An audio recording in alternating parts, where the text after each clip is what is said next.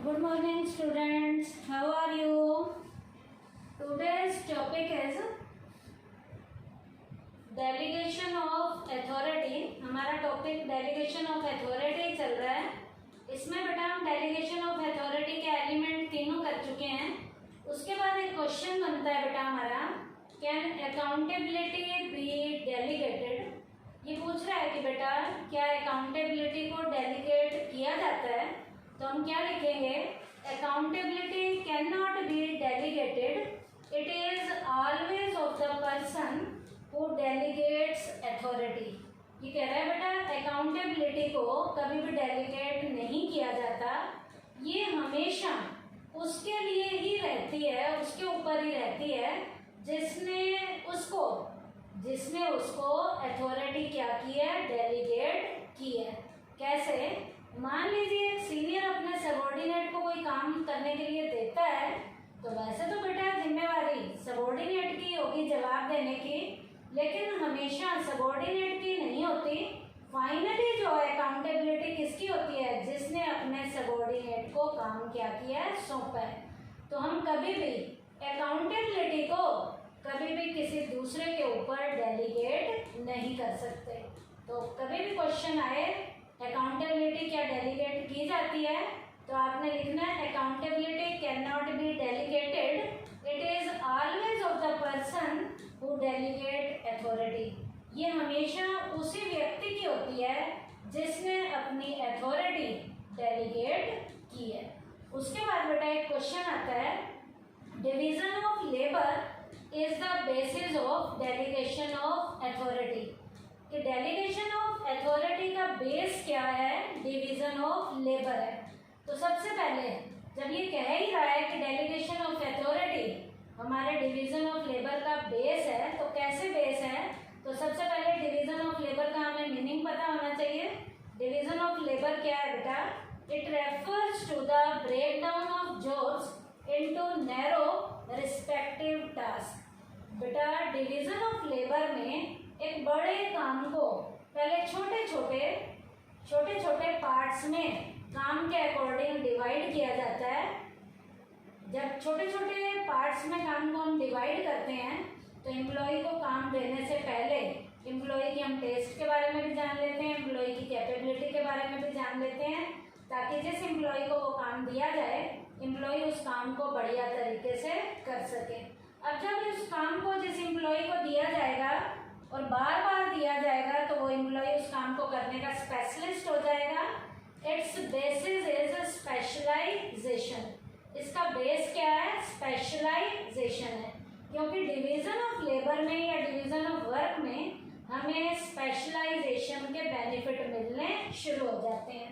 तो यहाँ पर कंक्लूजन क्या दिया जाता है, authority comes into picture after division of labour. Authority जो है पिक्चर में आना कब शुरू हो जाती है, जब हम काम को क्या करते हैं, डिवाइड करते हैं. काम को डिवाइड करने के बाद ही अथॉरिटी पिक्चर में आना शुरू होती है, क्योंकि पहले हमें काम देना है, उस काम को करवाने के लिए हमें अथॉरिटी देनी है. तो पहले काम देना पड़ता है, काम के बाद अथॉरिटी देते हैं. Without assigning duty authority is not existence. बेटा जब तक हमने एम्प्लॉय को काम नहीं दिया, तब तक अथॉरिटी एग्जिस्टेंस में नहीं आती. काम दिया जाता है तभी उसको काम को करने की अथॉरिटी दी जाती है. बिना काम के अथॉरिटी का कोई भी एग्जिस्टेंस नहीं है. Thus it can be said that delegation of authority is based on division of labor. तभी हम कहते हैं कि डिवीजन ऑफ लेबर का बेस क्या है, डेलीगेशन ऑफ अथॉरिटी है. इसका मतलब पहले रिस्पॉन्सिबिलिटी दी जाती है, फिर रिस्पॉन्सिबिलिटी को करने के लिए अथॉरिटी दी जाती है, और फिर उससे जवाब मांगा जाता है. बिना काम के अथॉरिटी का कोई भी एग्जिस्टेंस नहीं है. तो इसका मतलब डिवीजन ऑफ लेबर जो है, डिवीजन ऑफ जो लेबर है, वो डेलीगेशन ऑफ अथॉरिटी का क्या है, बेस है. उसके बाद बेटा इन दो क्वेश्चंस के बाद अब नेक्स्ट टॉपिक है process of delegation of authority. Delegation of authority का प्रोसेस क्या है, आप सबको पता है बेटा. प्रोसेस में वही पॉइंट आएंगे। पहला असाइनिंग रिस्पॉन्सिबिलिटी, रिस्पॉन्सिबिलिटी के साथ वर्ड यूज किया जाता है असाइन, ये फर्स्ट स्टेप है। सेकंड है ग्रांटिंग अथॉरिटी, अथॉरिटी सौंपी जाती है तो सौंपने के लिए यहाँ ग्रांट वर्ड आएगा। उसके बाद है थर्ड स्टेप फिक्सिंग अकाउंटेबिलिटी, उससे जवाब मांगा जाता है। तो डेलीगेशन ऑफ अथॉरिटी के प्रोसेस में हमारे 3 स्टेप्स हैं। पहला assigning responsibility, second granting authority, third fixing accountability. अब बेटा हम एक एक स्टेप को लेकर चलेंगे। पहला पॉइंट है हमारा असाइनिंग रिस्पॉन्सिबिलिटी, रिस्पॉन्सिबिलिटी कैसे असाइन की जाती है। The first step in the delegation process is assigning responsibility. Delegation of authority का फर्स्ट स्टेप रिस्पॉन्सिबिलिटी को असाइन करना है। No officer is capable to the extent that he can perform all activity on his own. कोई भी officer अपने आप में कितना भी धुरंधर क्यों ना हो, वो सारे काम खुद परफॉर्म नहीं कर सकता। For his successful work performance, अपने काम की बढ़िया परफॉर्मेंस को दिखाने के लिए ही डिवाइड्स द होल जॉब, वो सारे काम को छोटे छोटे पार्ट्स में क्या करता है, डिवाइड करता है। जब वो सारे काम को छोटे छोटे पार्ट्स में डिवाइड करता है, in this way he keeps critical और crucial significant job for himself. तो यहाँ पर वो सीनियर जो बॉस है वो मेन काम अपने पास रखेगा and delegates the rest to his subordinate, और छोटे मोटे काम वो किनको दे देगा, अपने सबऑर्डिनेट को दे देगा। While assigning job responsibility to the subordinates, their capability and skill are kept in mind. अब वो सीनियर अपने सबऑर्डिनेट को जब काम देगा तो काम को देने से पहले सबऑर्डिनेट की स्किल को, उनके टैलेंट को भी वो ध्यान में रखेगा, तभी उन्हें टाइम पे रिस्पॉन्सिबिलिटी को क्या करेगा, असाइन करेगा। मेन काम वो अपने जिम्मे रखेगा और छोटे मोटे काम अपने सबऑर्डिनेट को दे देगा, और सबऑर्डिनेट को देने से पहले सबऑर्डिनेट के टैलेंट को भी देखेगा, स्किल को भी देखेगा। तो पहला डेलीगेशन ऑफ अथॉरिटी के प्रोसेस में जो स्टेप था उसका नाम है असाइनिंग रिस्पॉन्सिबिलिटी। सेकंड है ग्रांटिंग अथॉरिटी। अब जब सबऑर्डिनेट को काम सौंपा गया है तो काम को करने की पावर भी देनी है, नहीं तो एम्प्लॉई बहाना मारेगा कि काम तो दिया लेकिन काम को करने की क्या नहीं दी है, अथॉरिटी नहीं दी है। तो यहाँ पर अथॉरिटी उसे ग्रांट की जाएगी, अथॉरिटी दी जाएगी।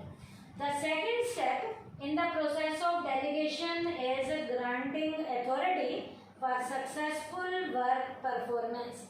काम की परफॉर्मेंस को बढ़िया तरीके से करने के लिए अब सीनियर ने जिस सबऑर्डिनेट को काम दिया है, रिस्पॉन्सिबिलिटी दी है, उसे उस रिस्पॉन्सिबिलिटी को पूरा करने के लिए उसी रिस्पॉन्सिबिलिटी के अकॉर्डिंग उतनी अथॉरिटी भी उसने उसको देनी है। Assigning responsibility sans authority to the subordinates is meaningless.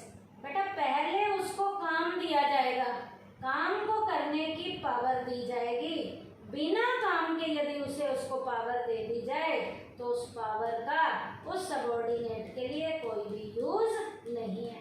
इसके लिए सीनियर को पहले अपने सबऑर्डिनेट को रिस्पॉन्सिबिलिटी देनी है, फिर उस रिस्पॉन्सिबिलिटी को पूरा करने के लिए सीनियर ने अपने सबऑर्डिनेट को अथॉरिटी ग्रांट करनी है, ताकि उस रिस्पॉन्सिबिलिटी को वो उस अथॉरिटी के द्वारा अच्छे से पूरा कर सके और टाइमली अच्छे से डिसीजन ले सके। All the needed authority should be delegated for the fulfillment of a responsibility. बेटा जितनी उस रिस्पॉन्सिबिलिटी को पूरा करने के लिए अथॉरिटी चाहिए तो यहाँ पर सीनियर उतनी अथॉरिटी अपने सबऑर्डिनेट को देगा, ना अथॉरिटी ज़्यादा देगा और ना कम। ज़्यादा दे दी गई अथॉरिटी तो सबऑर्डिनेट अथॉरिटी का मिसयूज करेगा, और यदि अथॉरिटी कम दे दी गई तो सबऑर्डिनेट बहाना मारेगा कि आपने काम तो दिया लेकिन काम को करने की जितनी मुझे अथॉरिटी चाहिए थी आपने वो अथॉरिटी मुझे नहीं दी है। तो अथॉरिटी जितनी चाहिए ताकि उस रिस्पॉन्सिबिलिटी को अच्छे से पूरा किया जा सके, इसके लिए सीनियर अपने सबऑर्डिनेट को यहाँ पर अथॉरिटी देता है। थर्ड हमारा स्टेप है डेलीगेशन ऑफ अथॉरिटी का फिक्सिंग अकाउंटेबिलिटी। अब बेटा काम भी दे दिया, काम को करने की अथॉरिटी भी दे दी, अब जवाब मांगना है, आंसर मांगना है। The last step of the process of delegation of authority is to hold subordinates accountable for their work performance.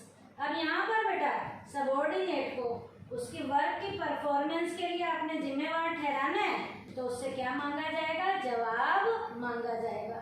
Accountability means fulfilment या freedom given to the subordinate so that he can take good decisions.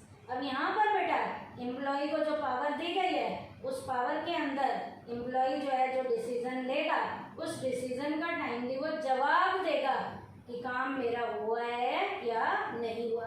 तो accountability का मतलब क्या होता है? Answerability को कहते हैं। अकाउंटेबिलिटी का मतलब क्या होता है? आंसरेबिलिटी।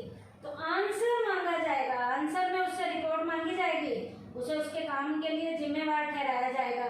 या तो वो कहेगा काम हो गया, या क्या कहेगा काम नहीं हुआ। तो ये लास्ट स्टेप था हमारा डेलीगेशन ऑफ अथॉरिटी के प्रोसेस का, जिसका नाम क्या था? Fixing accountability. तो फिक्सिंग अकाउंटेबिलिटी का मतलब क्या होता है? आंसरेबिलिटी होता है। Accountability means justification demanded by the Accountability means justification demanded by the superior for the work performance। यहाँ पर सुपीरियर उससे काम की परफॉर्मेंस की जस्टिफाई करेगा कि काम हुआ है या नहीं हुआ, उसकी डिमांड करेगा। तो ये था फिक्सिंग अकाउंटेबिलिटी। तो आज के टॉपिक में हमने क्या किया? डेलीगेशन ऑफ अथॉरिटी में हमने 3 क्वेश्चन किए हैं। पहला, can accountability be delegated? Accountability को डेलीगेट नहीं किया जाता। उसके बाद डिवीजन ऑफ लेबर क्या है? डेलीगेशन ऑफ अथॉरिटी का बेस है। उसके बाद हमने डेलीगेशन ऑफ अथॉरिटी के प्रोसेस में 3 स्टेप किए हैं। क्या क्या?